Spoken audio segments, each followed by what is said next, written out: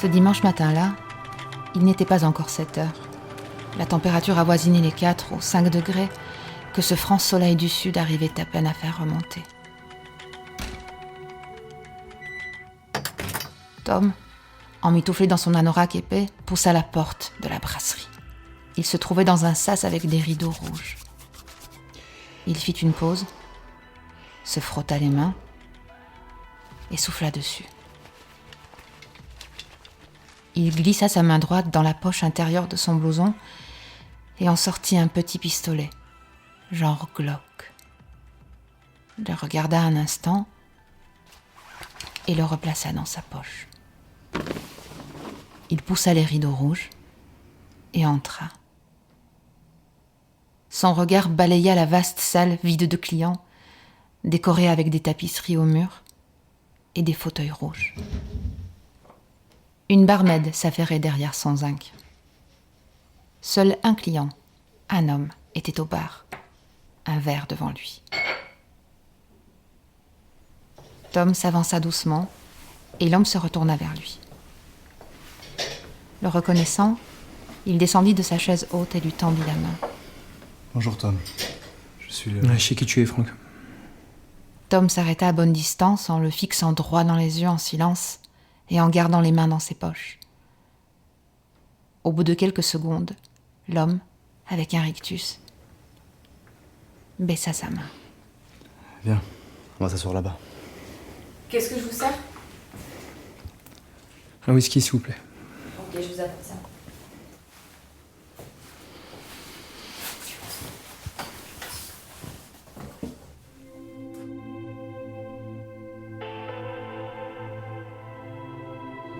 Un peu plus tard, les deux hommes assis à une table se regardaient en silence. Tom était en face de l'homme pour la première fois. Il avait du mal à respirer et resta silencieux un moment. Franck brisa la glace. Je suis désolé Tom. Mais je sais pas quoi te dire moi. Non. T'es pas désolé. Et si, tu le sais. Tu le sais très bien. Tu vas me dire que tu vas la quitter. Et elle, tu vas lui dire que tu t'es planté. Et que tu te barres à Dakar ou ailleurs. Mais que je retrouve ma vie de famille, putain. Et voilà pour vous. Merci. Non, vraiment, je sais pas quoi te dire. Je peux essayer. Mais j'en ai pas envie en fait.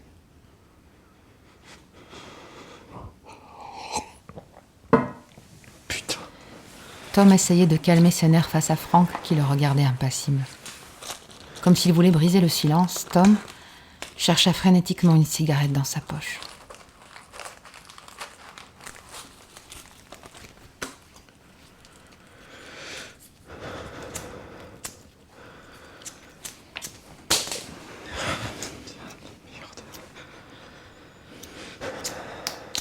Excusez-moi monsieur, c'est interdit de fumer.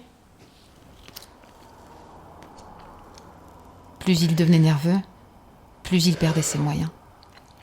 Il tirait sur la cigarette de plus en plus fréquemment, en ignorant les paroles de la jeune femme. Monsieur, c'est interdit de fumer. Ça va, je dérange personne là. Les nuages opaques de la fumée créaient un écran de plus en plus épais autour de Franck, qui, impassible, ne réagissait toujours pas.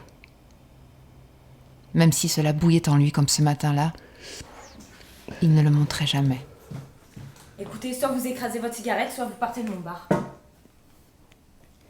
C'est la loi. Ok, je l'écrase. Tom ne tenait plus en place. Il cherchait désespérément ses mots. Écoute-moi. Je sais où t'habites. Et j'ai plus rien à perdre là. Si tu l'as pas quitté dans quelques jours, je te préviens, je te retrouve et je te bute. Arrête avec tes menaces Tom. C'est puéril. De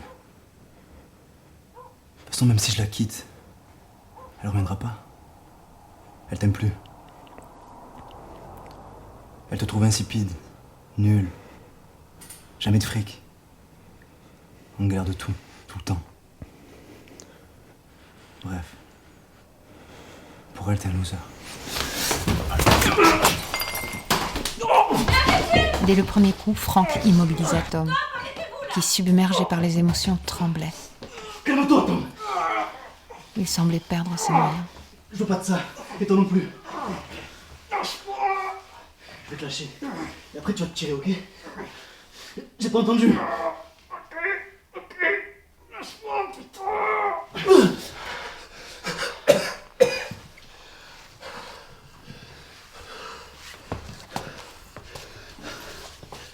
Ouais, c'est ça, dégage! Putain, c'est quoi ce bordel? Désolé. Je vais payer pour les dégâts. Oh, mais il y a intérêt.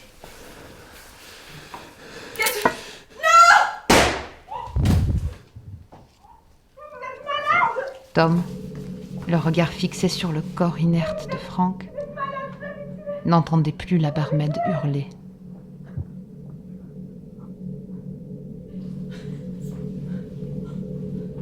Tom sortit de sa béatitude, rangea son arme et quitta le café rapidement.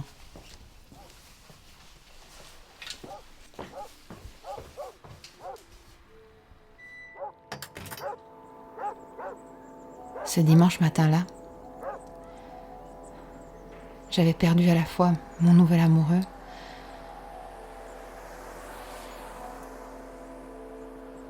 et le père de mon fils. Tom fut condamné à 20 ans de prison.